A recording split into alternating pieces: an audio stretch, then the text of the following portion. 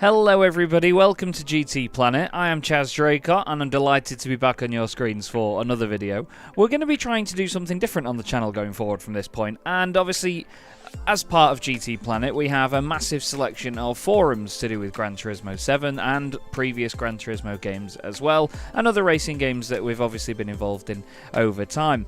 Now what we wanted to do was give back a little bit to those forums and give certain people a bit of appreciation. You know, this is by no means devaluing anybody else within the forums. We appreciate every single one of you, but there's an element of the forums that really I haven't touched on in my videos yet, and that is the tuning section, because in Gran Turismo you can do a hell of a lot with the tuning actually. Oh, my voice went then.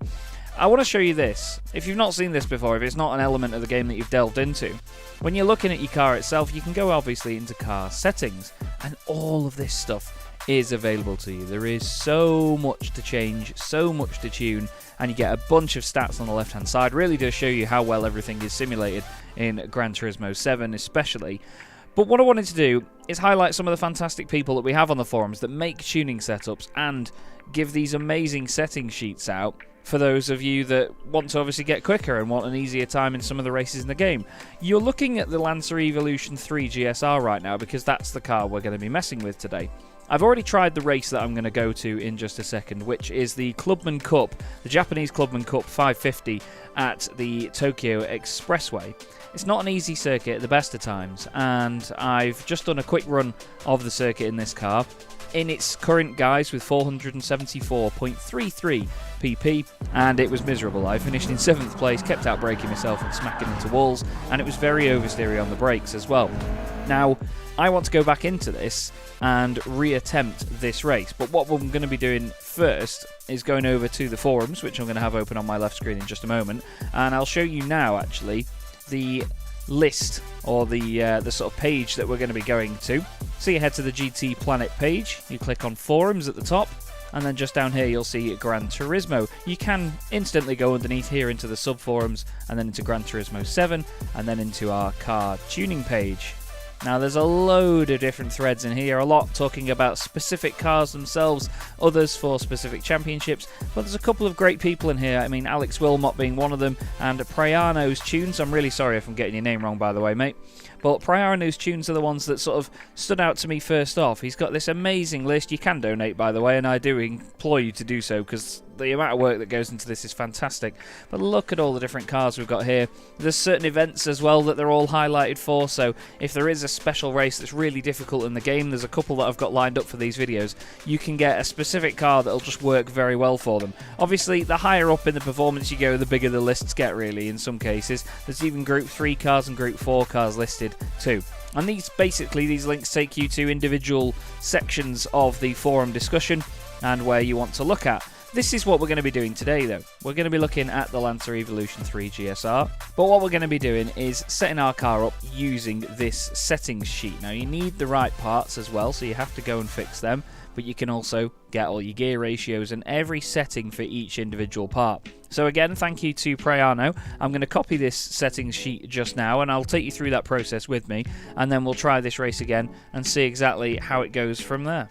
So what we need to go and do first is obviously go down to the tuning shop, where you can pick up a lot of parts. So there's wing parts and all sorts that he's put on the car, but we're not going to get to that bit yet. We're going to do those afterwards. So looking at the setting sheet here, we have sports hard tyres as the first option on the list. We're going to purchase those for our Evo to begin with. There is fully customized suspension as well on the car, and there it is in the racing tab. Let's buy that. There's also a fully customizable limited slip differential. The ECU is a full control computer, as it says. I'm not sure which section that's in. Again, this isn't something I've messed with much in the game so far, so I'm getting used to this myself. So you're along with me for the ride on this one. There's brake balance controllers in here as well. Where on earth is it? There you go, fully customizable computer. And then we have some of the usuals, which is going to be a racing air filter, a racing muffler, or exhaust. Different terminology on different screens, that's quite interesting. And a racing intercooler as well. Racing slotted discs and racing brake pads. Brake balancer controller is normal, and we need a racing clutch and flywheel. Now, part of me was going to remember how much all of this cost, but I'm sure you can do the maths if you just get back and watch the video, sorry. You can also see on the sheet that he's got weight reduction stages 1, 2, and 3 installed, as well as increased rigidity. So we're going to go and do those. Interesting that it's already exceeded 550 pp. That is very interesting indeed. So now we need to head out and go to GT Auto, where we're now going to go into the car maintenance and service section. We need to make the car a wide body, which is one of the coolest animations in the game, I'm sure you'll all agree. Very, very good fun. It's just one of the many little bits of humour that get added into the game. Now we go into car customization, and you want to go into the wheels, which will then be anything that you want. I think we all know that you should put something like that on this Evo, which is really cool. The rim diameter doesn't really matter, I don't think. Rim width we want wide, and you want the offset as wide as well to fit the wide body that we've put on the car. That looks absolutely awesome.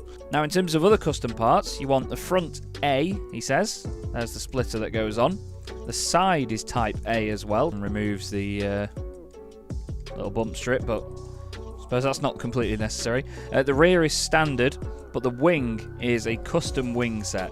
I think that looks horrendous, so hopefully we can do something with... okay, so yeah, we get the different heights of them. I quite like that one the most. I like a tall wing, and then you obviously get your end plate choices. I like a beefy end plate on these, but I don't know, it's quite a round, blobby car, isn't it? So, no, they're a bit too sharp. This is probably something you shouldn't really worry about, to be honest. We'll go with a bit of a standard-looking sort of square one. Let's put that on, and there is our Evo. Beautiful. I tell you what I do need to put on, and that's my camera. I've forgotten to turn my camera on for this whole thing, and I've been speaking to you up there. I'm really sorry about this, but this is, like I say, a new format of video, and I'm not used to what we're going to be doing to record these and edit these yet. So, we've applied all of those. I've got the sheet over here on my left-hand side that I'm going to be looking at, and I can't see anything else that we need to do, other than just messing with some of the manual gear adjustments and so on. We've got sports hard tyres on. We're at 558 pp at the moment, so I'm not quite sure what we're going to be doing to the car that's going to drop it down below that, but still. We'll go back to our garage and go into the settings sheet itself, because now it's all about changing the numbers and doing all the fiddly bits. So we're on sports hards, that's all the same. Fully customizable suspension is fine.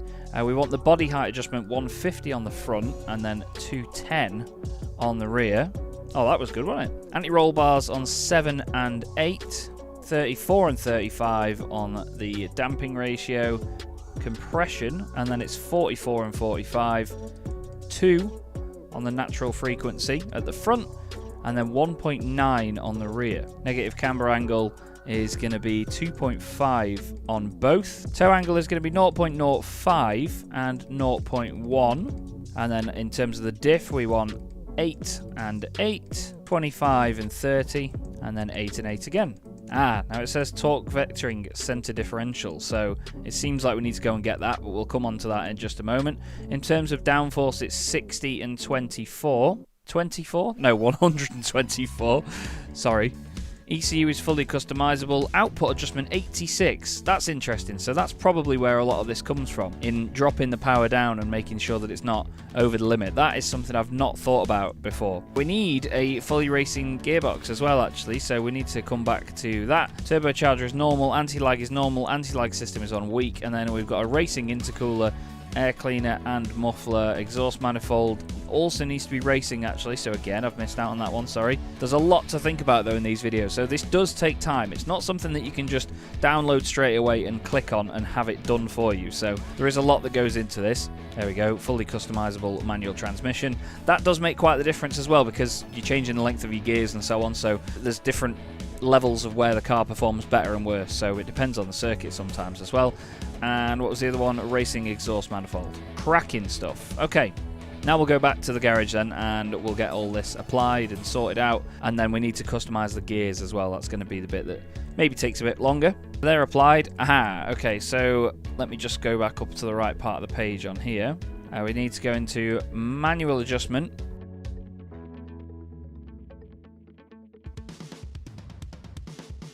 $747 jumbo. Right then. Not sure there's anything else that needs changing.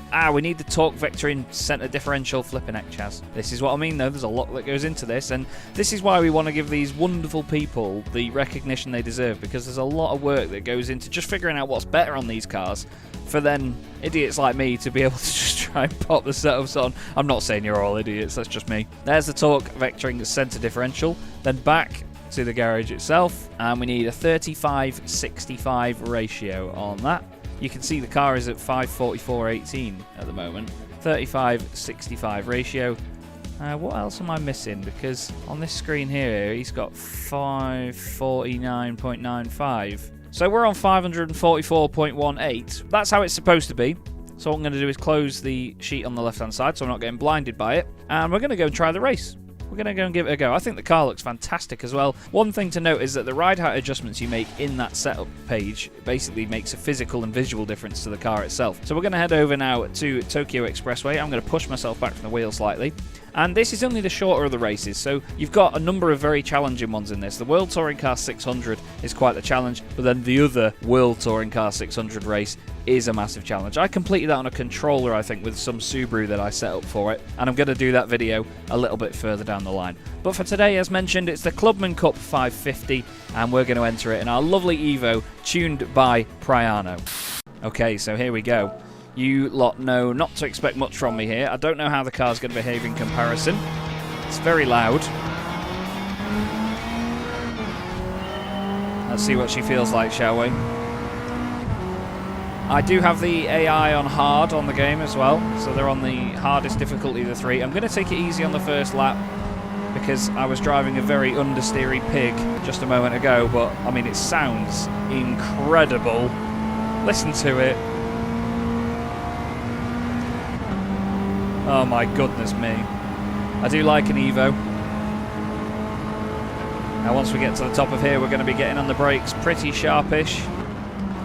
Oh my goodness me, the brakes are so much better than before. That is one of the key differences as well when you go from road brakes to race brakes. I'm trying to just sneak around the outside of Adam here. It's not working. I'm going to try and cut back on the exit. Like that. Nice. To the right of the Sylvia. Oh, this thing feels great. Now, this was a corner I was having trouble with before because of the braking. Oh, it's so smooth. The back end doesn't want to step out anymore. That was the key detail that was killing me off previously, was the fact that the car just constantly wanted to spin on the brakes. Oh, in the tunnel it sounds even better. Quick dab of the brakes here because we're doing a lot more speed than I was previously. No. Oh, she grips through there. She grips through there. The AI like a little brake there, and I'm not quite sure why. Going to go past the R34 like it's standing still, probably. Are we going on his left? Yep. And then, oh God, onto the brakes. I think I've gone a bit late on the brakes there. Yep, absolutely have. It's fine. Listen to the anti-lag and the pops and bangs.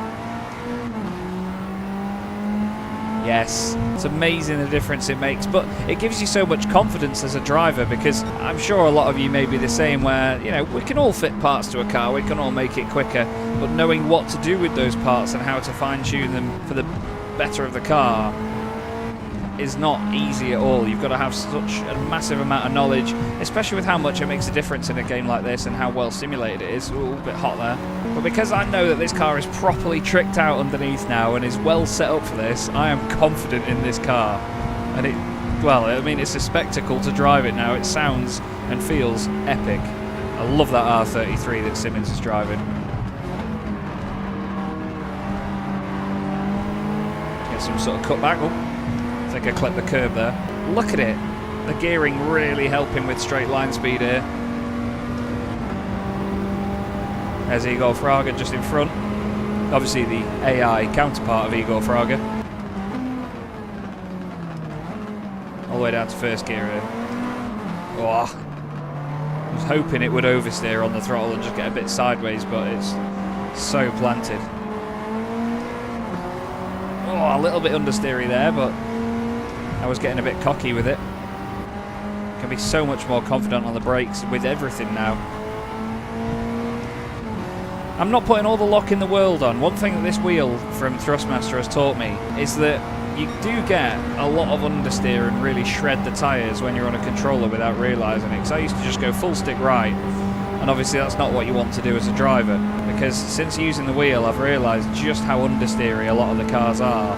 Because you just feel that vibration from the wheel kicking away at you. This feels fantastic through there.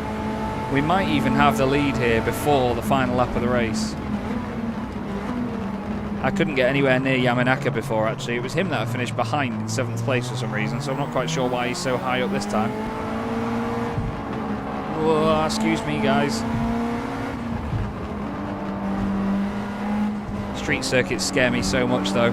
That's why I kind of wanted to do the first of these videos on Tokyo Expressway. Oh, that was silly, Chaz. I wanted to do it on Tokyo Expressway first because it scares the life out of me racing on these tracks.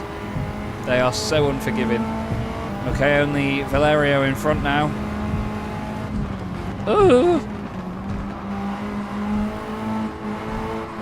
Oh, look at it. Yes.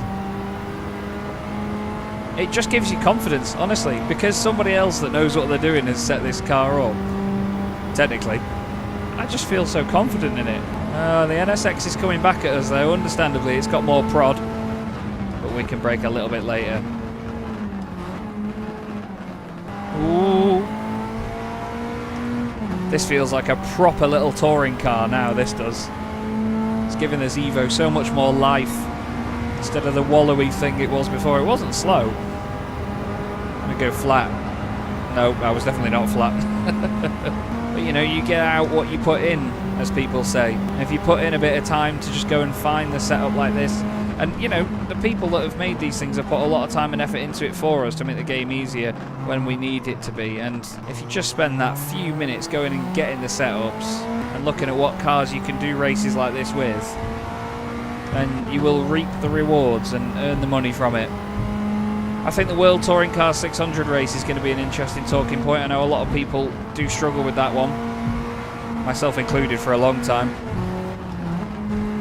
And that is one of the biggest money earners in the game, at over 500,000 credits if you win it for about 25 minutes worth of driving.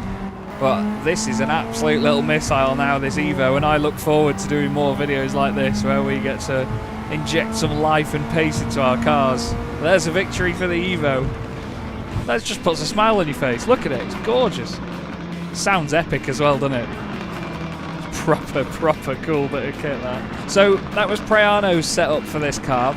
And again, a massive thank you to him for all of the commitment and the amount of time that he's put into all of his setups that are in this game, and obviously on our forums as well. And go and try them for yourselves. There's so many of them to do. We will be visiting more of his setups as well a bit further down the line, and other people's setups to go with that as well. But this is just one little tip of the iceberg for this sort of project that we want to work on here, because the community gives us a lot on GTPlanet and we want to give back to them as well. Winning the race there by 3.6 seconds. That's the first time I've driven that car in that spec, and I'm an absolute idiot behind the wheel. There's a reason I'm a presenter and commentator. But still, thank you very much for watching, everybody. Really hope you've enjoyed yourselves, and of course we'll be doing more of these in future. Don't forget to subscribe to GTPlanet on YouTube as well, and visit the forums. There's a lot of things to look at and a lot of setups to go for. So, thanks for watching. I'll see you soon.